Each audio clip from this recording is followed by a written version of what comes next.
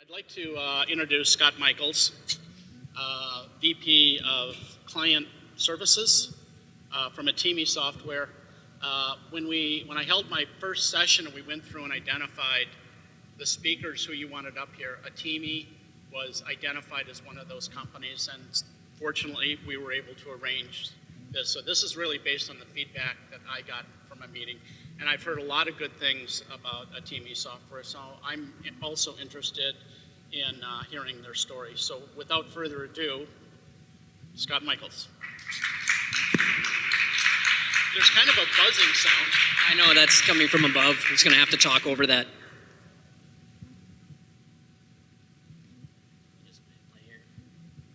Hey everybody, so I'm Scott. It's nice to see a lot of familiar faces, and there's some that I don't know, so it's great. I would like to make sure I get to say hi to everybody tonight. I'm going to go pretty fast through the beginning, which is really just sort of letting people know who we are, because some people don't know. Probably one of the biggest challenges in being in the space that we're in, which is developing mobile for generally pretty big companies, is we often don't get to talk about the work that we do. The stuff doesn't come out under our name. It comes up under, for lots of marketing reasons. It should come from them and not from me. And things like that. So I'm just going to go quickly so people know who we are. We just moved. We actually took over Bell's space, Olympic space, so we got a great deal on a space. So keep an eye out for post-Olympic good times out there. So we managed to get a whole floor in the Bentall that was all wired for the Olympics, and then Bell had to essentially leave it, so we got to pick that up. But we got lots of good stuff from that. But I'm just going to go into some of the work, right? So Bloomberg. So this is a fairly big project that's out there right now that's been getting a lot of downloads. And essentially, the important thing about apps like this, when you talk about transitioning clients over into digital who haven't been there before, is the fear that you're going to cannibalize existing revenue or things like that. Bloomberg has definitely seen this. Basically, all the sales become a net add to the people they have already.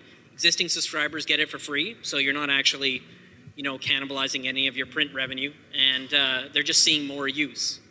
And so once a project like this actually goes out and does well, you start to see a lot more of them roll over. So this is one of the more recent ones that's doing really well. We did do all of the post-media newspapers, so that's the Sun, Province, all those ones for Canada. What is interesting about these apps was just basically in terms of ad revenue and things like that, and I would say in general how people completely undervalue the ad revenue that you can get from some of these apps. We don't find that ad networks do really well, but sponsorship within apps do really well.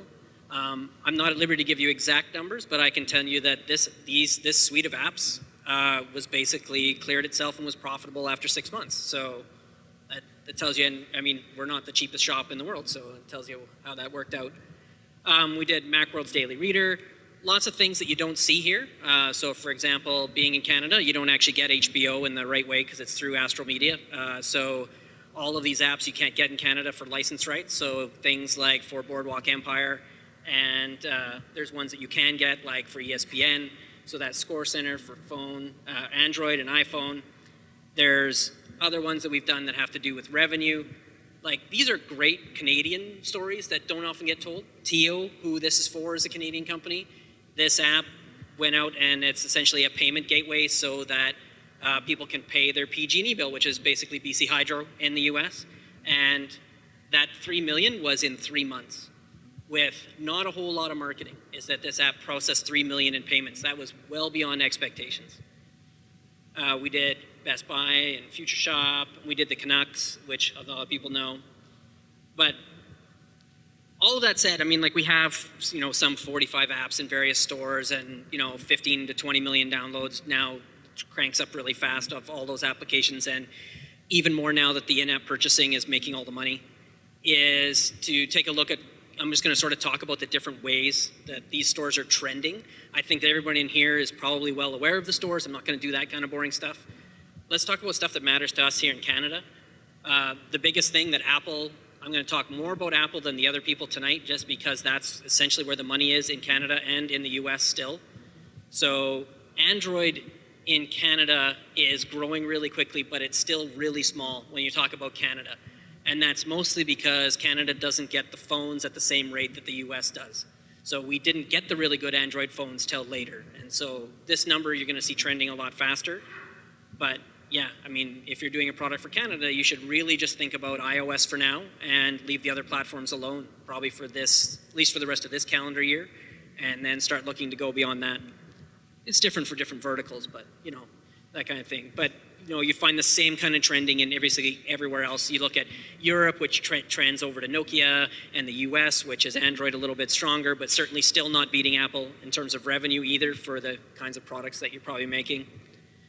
Some numbers that I'm sure everybody knows, like there's the 350,000 in the App Store, you know, whatever. But what matters is how fast is that growing. And with that being 15,000 a week now, that you, I think one of the things that someone said to me tonight is they're looking for more tips on how to get noticed in there, and that's what I'm going to try and do, right? That's a lot of apps, and you got to work really hard to get noticed. Even for some fairly big brands now, they're getting lost in the shuffle. And the level of quality that's now an expectation from the users is now really high. So certainly over the last, I would say over the last 6 to 8 months, we've seen that we've had to, in a first release of a product, do sometimes what the brand or the company thought was actually going to be their version 1 and version 2, had to roll them into a single release just because the expectations are so high now. You can't come out with something that's weak. You'll just get deleted off the phone. And for those of you in the business, you know that once you're off the phone, you can push as many updates as you want. You'll never get that person back. It's off the phone. It'll be sitting there in an update in their iTunes or even in the cloud, whatever. They're done. You'll never get them back. So there are still some market gaps that aren't being serviced very well at all. And some of it is almost, call it legal or technical. So if you're trying to do, a lot of people come to us with ideas of trying to do something for like a kiosk, and essentially Apple does not support that today, and I don't think that that's widely known or known by hardly anybody at all, is that with them changing to the untethering and things like that to actually update the apps on over the air and update the OS over the air, that might happen. But right now, Apple will not support you in something like this. It's not something that they're essentially interested in today. And the rules around enterprise are that it just doesn't really work well here. So if your customer is these smaller industries, you can't really do this, right? To have an Apple enterprise license, you have to have at least a 500-person company. And that actually will stall out a lot of these kinds of businesses when it comes to enterprise. You find that in e-health. You find that in all these industries where they're trying to do something which is special just for them, and they don't want to put it on the App Store because that's not right, but they're not big enough because they're not 500 people. So in that case, there's a market gap right now where those projects should go to Android today until things change with Apple over the next term. So the big thing about trying to stay alive in this industry is how fast things move. And like these numbers change all the time, you know, like with Android and Apple going back at it, and essentially RIM losing ground to both of those two quarter after quarter right now. And realizing that the money's all in iOS still, right? Like, the best way that I can describe the way that when you launch these things and what happens to your business if you planned on revenue from Android is that it's like trying to get money out of people to subscribe to something on the web, right? Like, it's so much easier to get someone to pay within an application than it is to stand up a website and get them to pay a subscription, right? It just is. And it's not just the ecosystem or anything like that. It's just the training and the marketing that Apple has done that has trained those people to do that. Oh, that's nice. Turn that off. So you can release these things for Android and BlackBerry and all those things, but the money's just not there. And so if you're going to be doing that, you better be doing it as a brand extension, or you're doing it because of they're paying for it for you, which is happening out there, or like it's tied to marketing, like that you are going to release with the next version of the Zoom and you want to be in the ad, and essentially Motorola is going to pay for all your advertising. Those are real opportunities that are out there, and if you think you have a product that would help them sell their product, then you should be reaching out to HTC and to Motorola and stuff, and just get in their face, because they're actually actively looking for projects like that, because they have a pretty weak stance. They don't have a lot of really good apps, and they actually need to put them in the commercial to say, this is why you want to buy my new device or whatever, right? So I think that's really good for everyone here to remember is it's not just the carriers, and it's not just going after essentially Apple directly or going after Google directly, which, you know, there's not a lot of faces you're going to get to talk to there, but it's actually, just like Apple, they're doing it to sell handsets. In the case of Apple, I mean, they're doing it to sell handsets, and their marketing is pretty easy to talk to, but for Google, there's no one really, and BlackBerry is generally unresponsive. So, you know, generally you should just head straight over to the carriers themselves and see if you can get bundled. The stuff that we've seen, I think it's important to see, because we do so much work in this space in all different types, working with tons of really great companies, is we see these big macro trends happening in the store of the kind of projects that we're working on. They, you know, have morphed from let's just get in the App Store to doing these really big, complicated projects that were, you know, 6 to 9 months long and had very big budgets. And then after those had success in the market, a lot of the big companies, what happened then is all the agencies at Representative and a bunch of like splinter groups within larger companies started producing apps themselves or having initiatives to do so. And then what happened is you had a bunch of, let's face it, junk apps come out from the same brand that now all have to be coalesced and retired, because it's no longer like a free-for-all like that, because those kinds of apps just completely fail. So if I was to say, here's the 4 things that we're dealing with right now, is the second and third screen viewing. This is having it so that all the trends saying that like it's like 80% of people that have a tablet actually have it open when they watch TV. So you should be doing second and third screen viewing with a tablet or phone from broadcast. You see this in sports, you see this in media. You know, it's not in medical and, you know, verticals like that, but it's not where it's important, but definitely in consumption. Scrobbling is sort of a new word that's come up this probably in the last little while, but that's really just reading what's on air, right? And detecting what's on. And now that Shazam is actually going to provide an API, I think that that's going to give a big burst to this industry, where detecting what's on right now so that I can do something for you. So in the case of television, they're really interested in knowing that you're actually watching it live and not having it off your PVR. So you will do things to reward people in the application for watching it live. This is like the giveaways and the contests and all that are only going to run when it's live. And all like the sort of American Idol voting is all going to happen only when it's live, obviously. So that technology is coming really soon, and there's some big moves in the US to make that easier for everybody. The little known fact is Canada has a system like this in our broadcast stream. So US does not.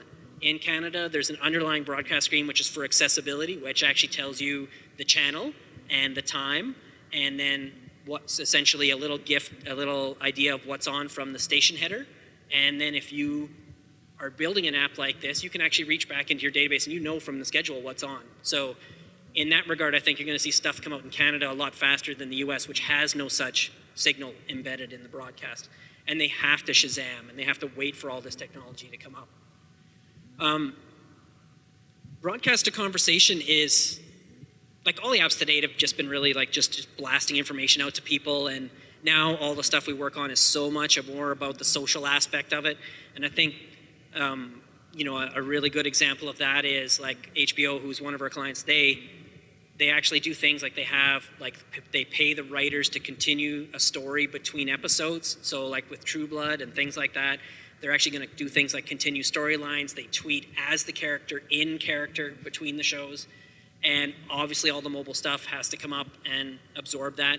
And then of course then you can have a big ecosystem. It's not just absorbing it, right? You have to let everybody talk back. And that's the biggest change, is no one's also talking to Twitter directly. I think that time is over, right? You should be talking to an aggregation service, which is going to do your Twitter, your Facebook, and all the other people. Don't bother trying to go to these services directly. None of the bigger brands are going to say, I just want Twitter. That doesn't work anymore. So you just have to work with that. And then long form. So I think all the video apps that we've done in the last year have been ready for long form, and it's really just licensing rights that have been holding it back. So especially in sports, which is fraught with this kind of thing, is there's old agreements in place which said Verizon gets access to the to the Pacers because they sponsor it and they get to have it on a Verizon phone, and it's been really locked in that if you want to even watch content, you have to get that actual phone. And those kinds of agreements are just not being renewed. And so with that happening, you're going to find that you're going to see a lot more openness around apps in that regard and that kind of content. And the only thing that's holding it back is not the technology at all now. It's just waiting for those agreements to die, like some 3 and 5 year content agreements. So I think if anybody's been wondering why they don't have all that content, it's really just because someone's locked it up and there's not even an app to support it, because no one wants to give all those rights over to Verizon or something like that at this point. So I'm going to shift a little bit now to what most people ask us about, is how to get the word out about your app a little bit more clearly. And I'm going to sort of specifically focus on Apple, but these are best practices that you should do across all the stores. A lot of them, even if Apple doesn't support it or RIM doesn't support it, these are things you should be doing anyway. So we know that video trailers are coming, and they're coming really soon. So that means that Apple's going to start supporting video trailers. That means that you should already have these things ready, right? So right now we coach all our clients, and it's actually part of our process to produce a movie at the end of the build, just so that you can have it ready for show up on your website. I mean, this is directly related to cash. This is related to EA and games companies who, it's still a fairly steep spend to get some of the apps, and a couple screenshots doesn't really show you the gameplay. So totally it makes sense to have a video.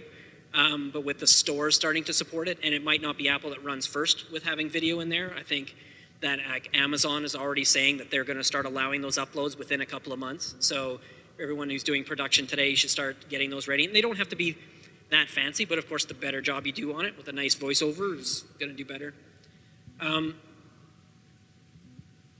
Then there's I'm going to get into the sort of the cookie cutter part of apps, but it's people out there right now are in a sense trying to shore up their store. So Nokia and Microsoft together, and RIM, and even Amazon are actively looking for applications that are essentially flagships or do something interesting, and they'll give you the money to port them to their platforms because they want to have those flagship apps on there.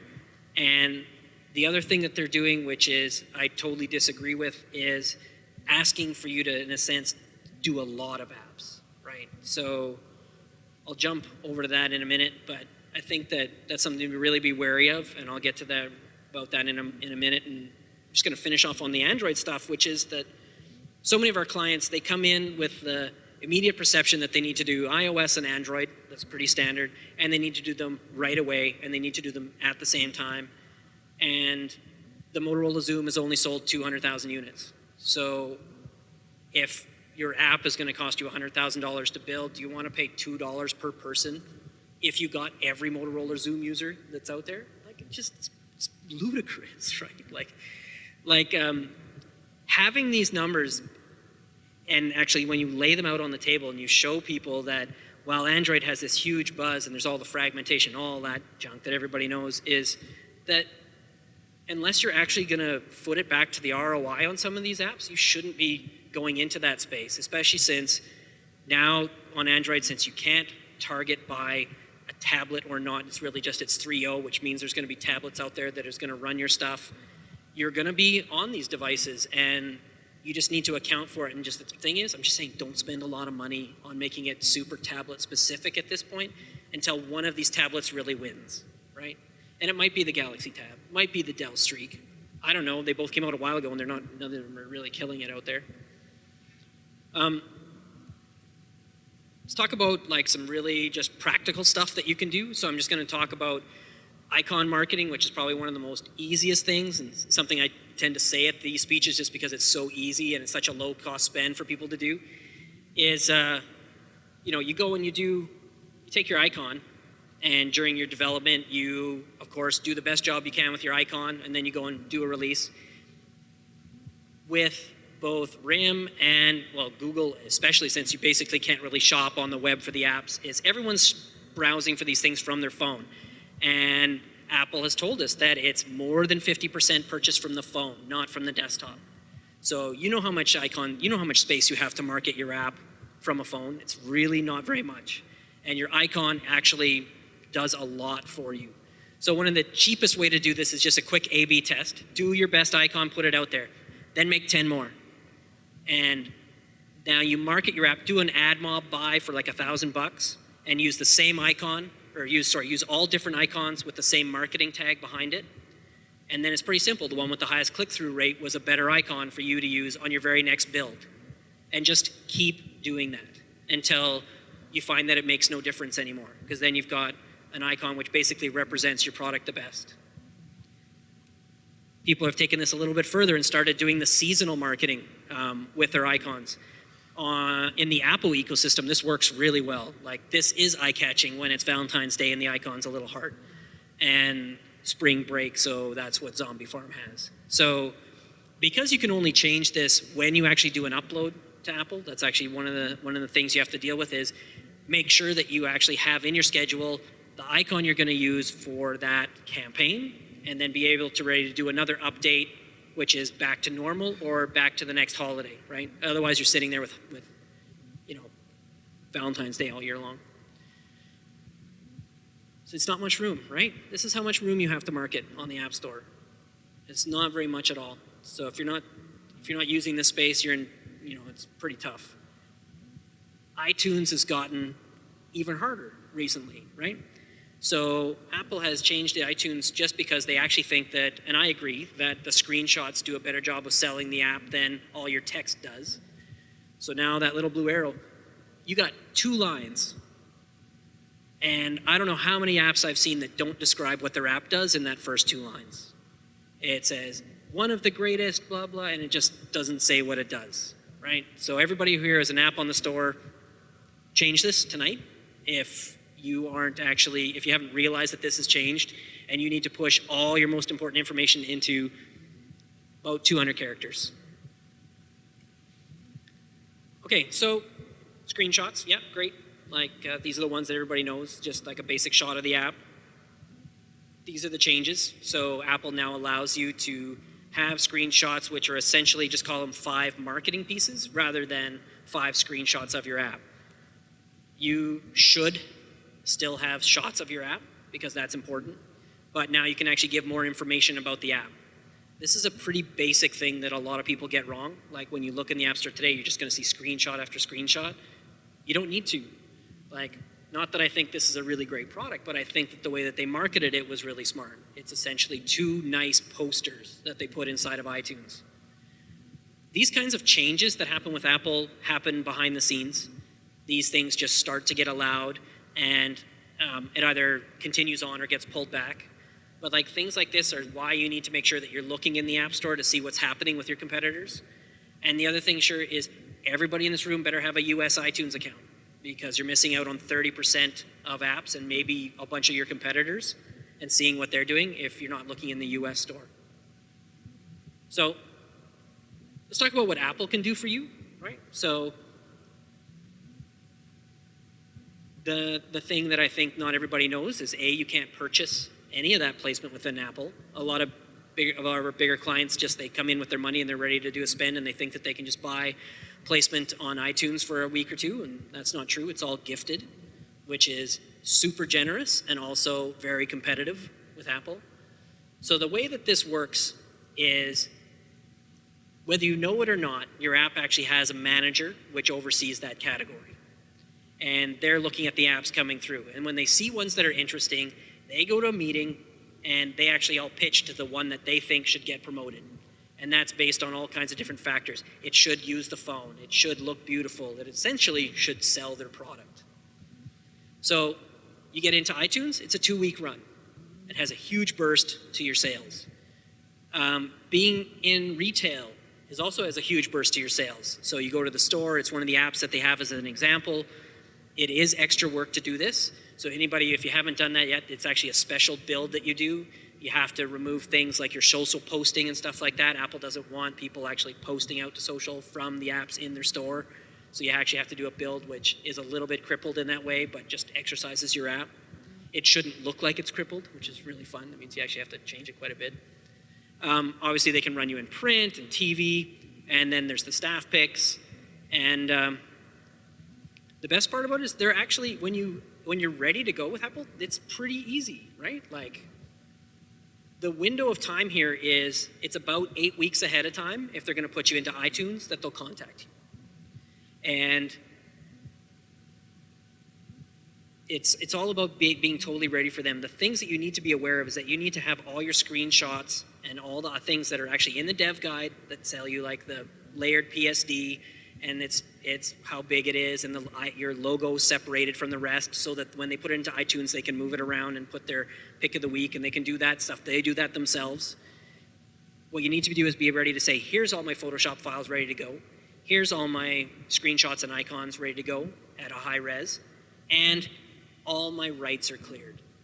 This is the biggest thing that trips up big media companies, is they say that, okay, now we just have to go clear the rights to have this actor's face in this shot, and then they essentially lose their spot. Apple's like, no, we got lots of people waiting. We're not going to wait for you to clear your rights. So when you're doing your submissions, make sure you have all of that stuff ready to go as a package, so you can just deliver it over to them. So the less than a day thing is that we work with Apple pretty closely, and they know that we coach all of our clients to behave this way, and I hope you all behave this way, is to have everything ready. They know when someone else fails that they can come to us, and we'll have 3 or 4 clients ready to go. So that makes a big difference to the number of clients that get promotion from us, because Apple knows that everybody who works with us is going to be ready, and they're going to be ready really early to do these kinds of promotions. So some people have trouble breaking into Apple and talking to them. Well, they have a Twitter account now. That's new. That's a pretty easy entry point to start to talk to Apple and start sending them messages and, get them to start talking about your app. The other one is their Facebook page. Again, you should prepare this. It's just like getting a testimonial from someone. Don't say, oh, write me a testimonial, because it'll never happen. Essentially, you write it for them and then get them to modify it a bit so that their effort is low. That's the same with BlackBerry and for their app carousel and for Amazon.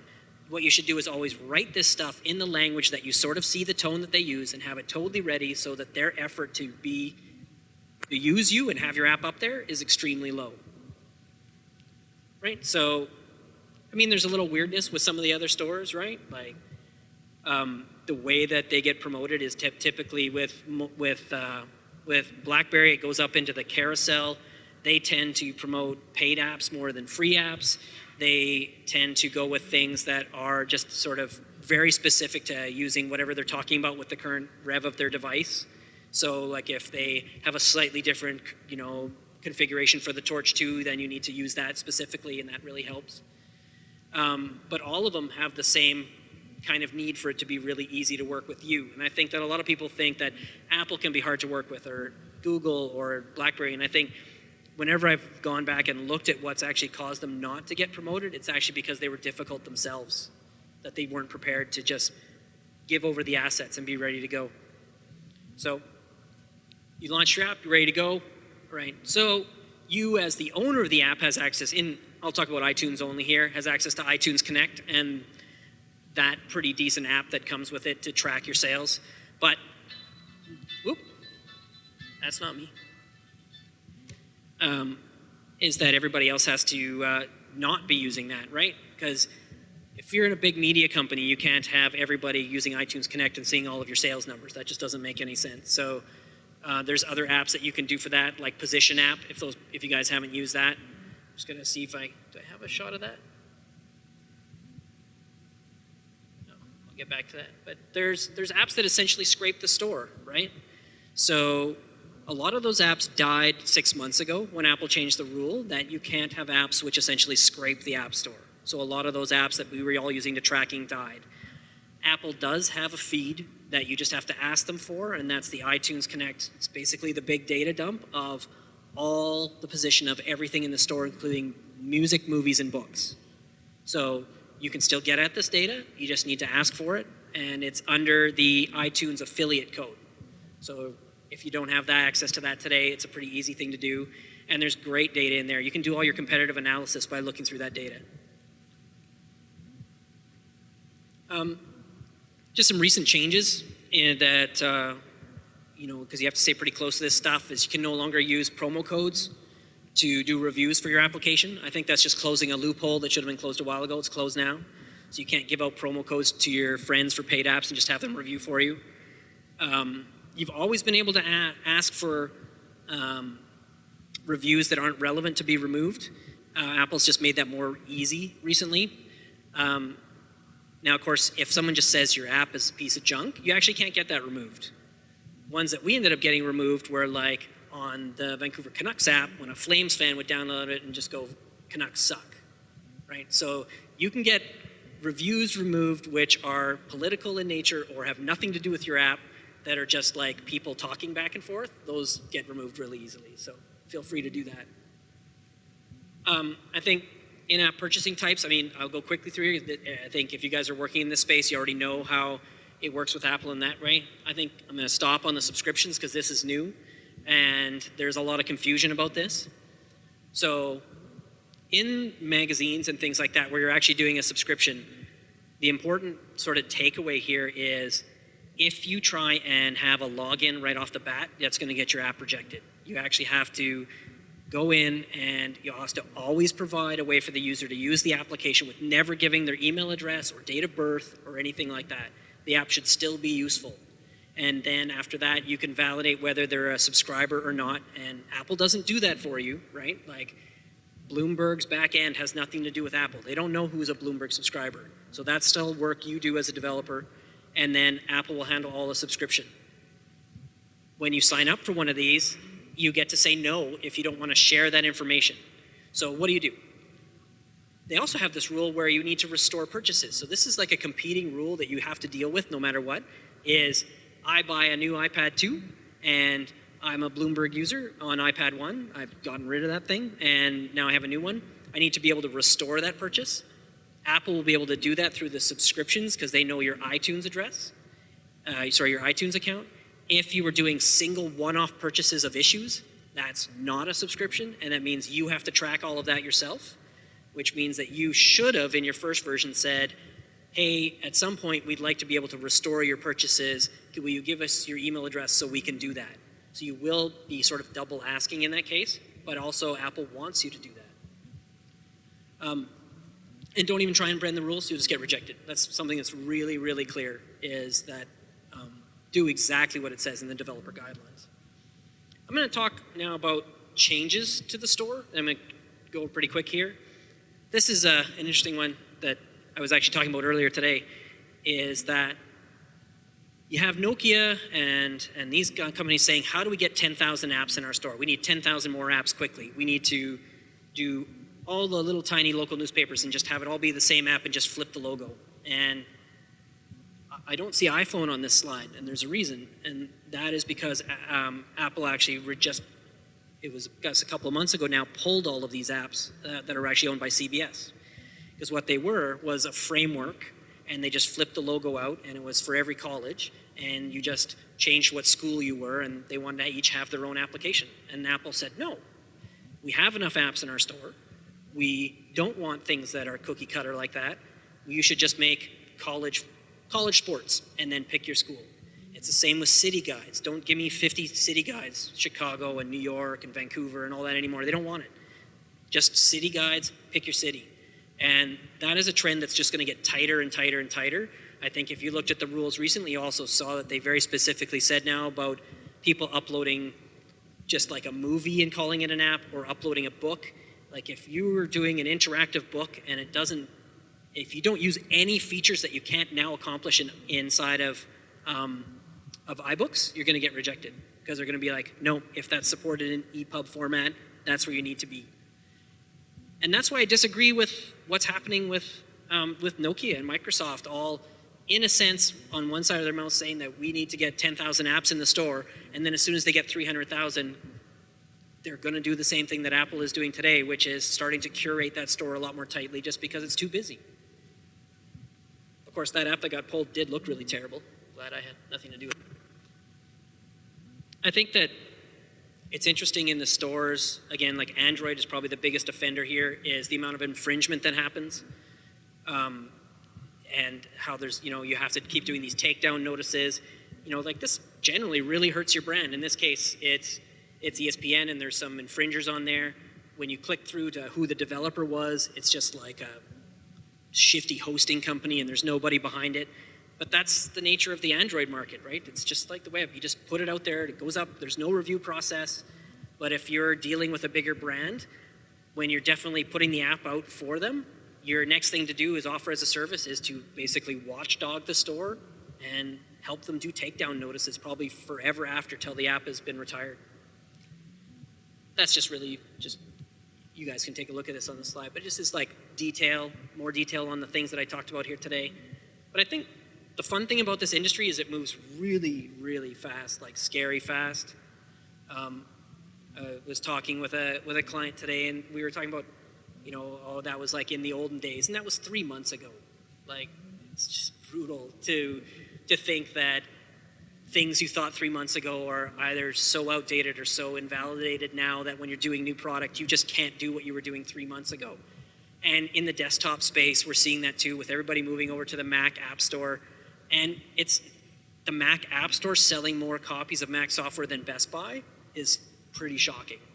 And that means that all these mobile apps should be moving over to the Mac desktop store too, if it makes sense for you, right? So, I don't know, but it's a fun space, right? You get to do really fun stuff and be inside really weird big robots at conferences and things like that. And yeah, I think the best thing I can do now is answer questions. This is a pretty small group, and so I'm happy to answer any questions about the different stores. Hope they just gave you context. If you want to ask about specific apps, I can do that too. But yeah, I'd be happy to do that now.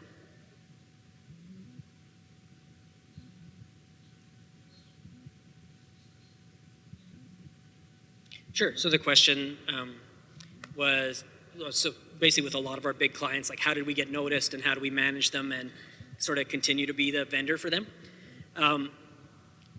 We had a long-standing relationship with Apple. I think we do have a bit of a privileged stance because we've been actually working with Apple for 10 years.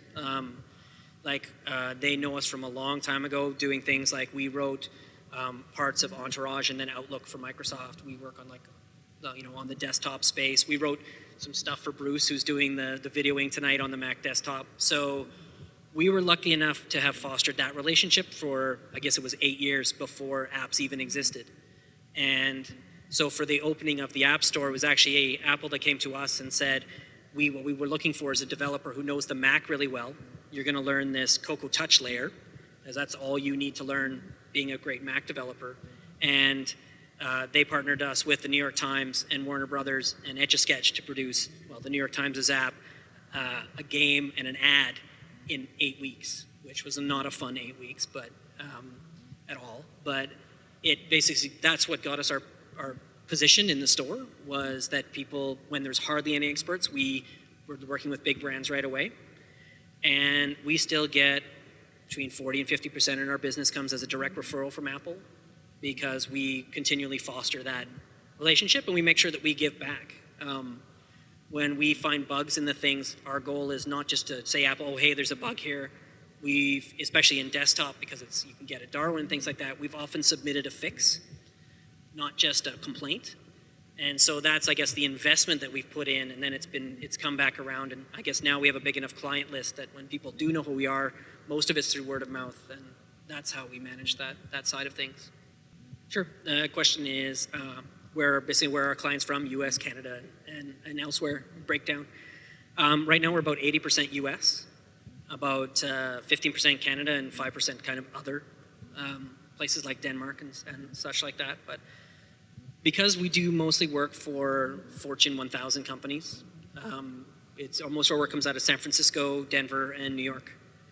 And a lot of our work actually comes from advertising agencies who are representing the bigger brand, but they need a ton of hand-holding to get through that they don't promote something that makes no sense.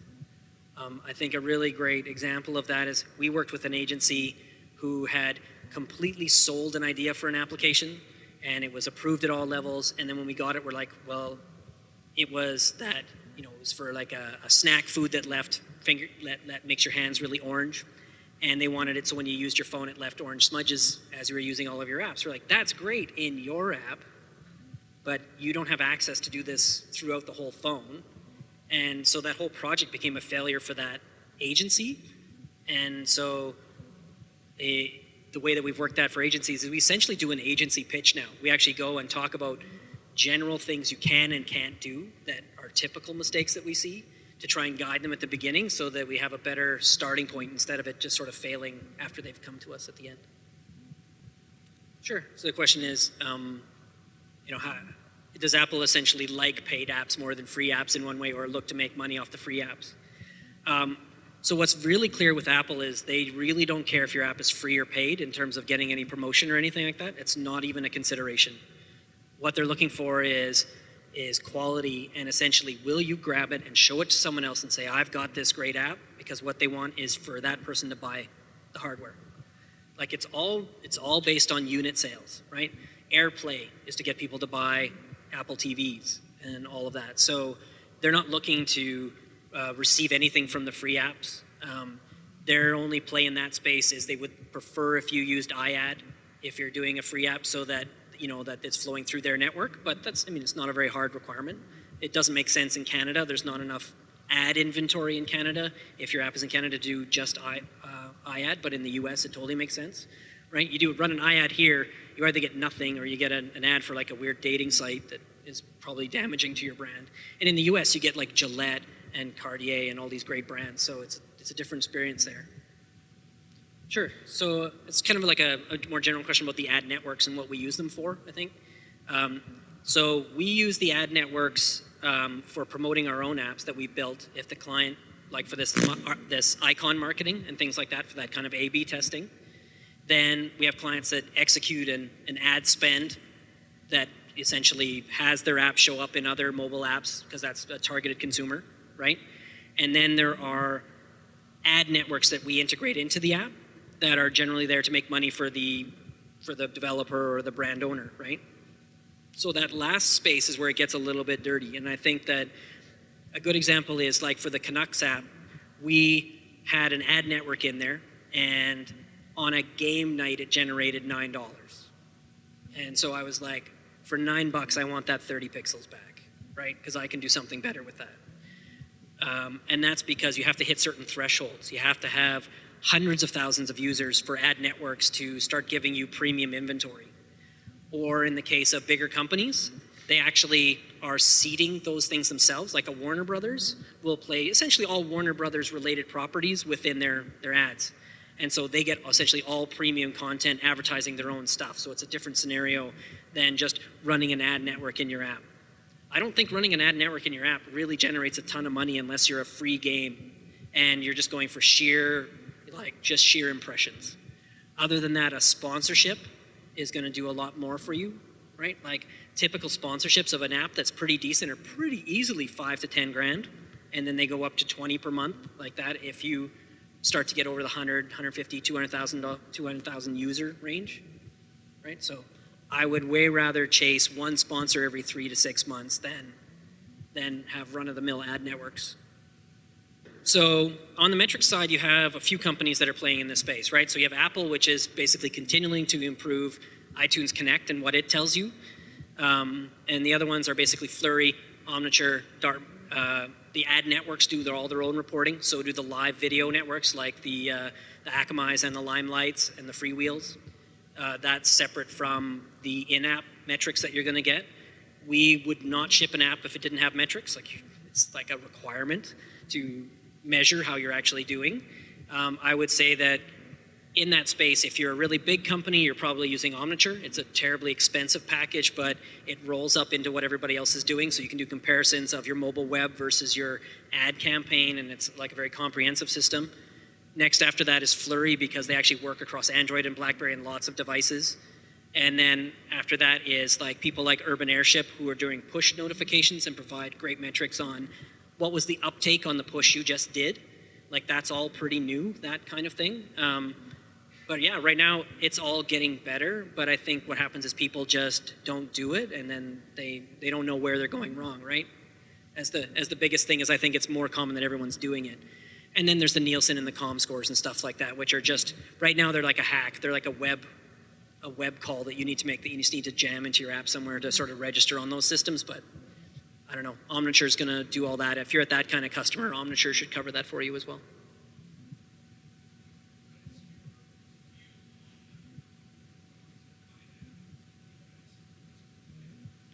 Sure. So the question is, what do I think about iAd in US and Canada? So it's not performing in Canada, right? And that's just because the original intent of iAd was for very high gloss things, and basically Canadian companies don't have the money to spend in that way, right? It was like close to $500,000 to sort of get into the game at the beginning, and that bar has now been lowered. And I think what they've done in the US is now they have top tier brands, and then they have this very, very inexpensive program for developers to submit an iAd which promotes their app. And it's extremely cheap, like it's totally inexpensive. And we do it with lots of our clients, is build out the iAd piece for them so that they can get it out into the iAd network. But yeah, in the States it's working. I don't think it's working as well as Apple had hoped, right? They bought Quattro, that was a very expensive thing to do, and iAd didn't take over the world like they thought. But it definitely made all the other networks sit up and take notice that the way they were doing ads was so terrible that it did raise the bar overall for the type of ads. I mean, we've all seen way better ads since iAd came out, whether or not it's an iAd or not. Because now they essentially are HTML5 pieces instead of just a banner that clicks to a mobile web that clicks out to Safari, and it's just a jarring, terrible experience that teaches your users not to do it, right? So the question is, how do you find good developers? So this is a pretty tough market right now, just because there's a lot of people that are wanting those kinds of services. I think that there are some actually app marketplaces out there right now. So like I can't remember, there's one like it's App Shopper and a few ones that's actually become directories of app development companies, and they put their portfolio of work that they've done. And then what you do is try and look for people that have done something similar to your idea. Obviously, it's not going to be totally exact, but look for ones that are in the quality range that you want, because that's what you need to base it on. And then you're going to have to find essentially the money to match that quality range, because there's a huge gap in the market right now where we've had tons of web shops enter, and I don't hate PhoneGap and those kinds of things, and you know, they work for what they're good for, but web developers coming in and building apps that are essentially websites as applications is essentially not working that great. And it probably won't do exactly what you want if your app does something really interesting. We think that things like those frameworks are good, cheap ways to get in and do coverage, right? So if you came to us and you said, I want an app on every platform, I would have said, great, we'll do native iPhone, we'll do native Android, and we're going to PhoneGap everybody else, because you shouldn't spend a ton of money to cover Nokia and Windows 7 and all those platforms today. But to find them, yeah, I mean, don't Craigslist. That's like the worst place to find developers, because it's just full of essentially people representing themselves as what they're not. So look at apps that you like, and then in most cases we're not typically on there, but you can take a look at under the about of a lot of apps and find out who did it. That's probably one of the best ways, is to find people that you want to work with. None of our apps have legal issues because we knew iCloud was coming, so we've prepped for that. But essentially, iCloud is just part of the work they're doing to untether, right? So that I don't have to do I think the over-the-air limit right now of 20 megabytes is going to go away, because obviously I can have apps bigger than that under iCloud now and get them delivered to the phone and not having to sync. This whole thing with iCloud came about because like companies like Tio, like that app is there to service people in the US who can't get a bank account. Surprisingly enough, a lot of that community of people bought iPhones because they didn't have money to also buy a computer at home. So if you're not gonna have a computer at home, you better have a good phone that can do all of those things. You might not still have a bank account. So Apple realized that huge market needed to be serviced, and iCloud is one of the ways to get to there, besides just needing it to be a better experience. But what we do need, I guess, as developers, is we need really quick uptake on iCloud, or it's just going to cost all of our clients more money, because we'll have to update for clients that did opt in for iCloud and then still handle all the edge cases for those that did not, which is going to be a big pain. So I'm hoping it takes off, just because that'll be easier on me and easier on people's budgets. What makes Atimi special? Well, I don't know, we get to work on some really great stuff, so it's great for people to be able to put things on their resume when they leave us. We lose people to Apple and things like that all the time, working on that kind of thing. I don't know, it still feels it feels a lot like a startup in there, right? Like there's still rough patches, and cash flow that comes and goes, and you have to deal with all of that, and it's trying to grow really, really fast, which is hard to manage. And like there's lots of people that have worked with us and then left and then gone work for a product company and then just essentially been, say, happy with the stability but unhappy with the fact that they're working on the same product for 3 years, right? We've finished most of these projects in 3 to 4 months. That's the average. Like even a fairly big project, like a Newsweek and Business Week and things like that, 3 and 4 months. And then you're working on something totally else. Like you'll work on P90X one day, and then you're working on, something else for the next 4 months. And then it's a medical application for 4 months. And there's a flexibility that people know that it's really unlikely you're going to work on the same thing for a year. Like it almost never happens. The only ones that are a year long now are things with like Microsoft and big long contracts around desktop work. Yeah. All right. I'm done.